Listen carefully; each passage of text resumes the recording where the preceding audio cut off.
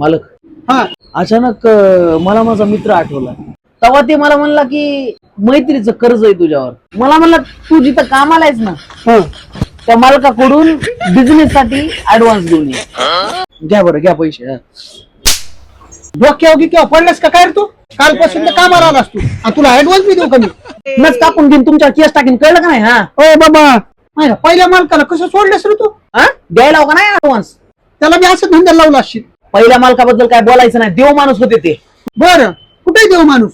द्यावा घरी. अरे बाबू माझा वसूल आहे धंद्याचा, कळलं का नाही? हा मी जिथं काम करतो ते मालक मरेपर्यंत मी कामच नाही सोडत. हा म्हणजे आमची बी राखांगोळी करणार तुम्ही? हे बघा, तुम्ही जर माझं ऐकलं हा तर जगताल काही दिवस. अरे नाही बाबा जर ऐकलं तर माझ्यामधून काय माहिती ते आपोआप ते मंत्र फुटफुटल्या जात आहेत. कुठले माहित नाही. 2 मालक तर माझे पहिले चालता फिरताच गेले, ते गचकले. अरे बाबू तुम्हाला आता जगायचं असेल तर द्या ऍडव्हान्स. घ्या घ्या घ्या लवकर. सर बाबा ते भाड्यासाठी 5,000 रुपये ठेवले होते. 5च आहेत का? नाही 50,000 देतो तुला आणून.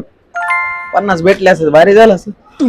बरं चला, धंद्याला तेवढाच हातभार मित्रासाठी. कर्ज फेडल्याचं एक मला समाधान मिळेल. दोस्ती का कर्ज. काय बिझनेस करायला तू मित्र? हे बाजूलाच चालू करायला. काय मोबाईल शॉपिंग मोठी. आपले पोटा पाय देणार नाही तू? वाटावर नाही, हा मानगुटीवर पाय. अरे बापरे येतो. मायला ह्याला उंदराचं औषध खाऊ घालावं मालक, हा उंदराचं औषध काय म्हणले तुम्ही? काय म्हणले तुम्ही? काही नाही काही नाही काही नाही. बापो.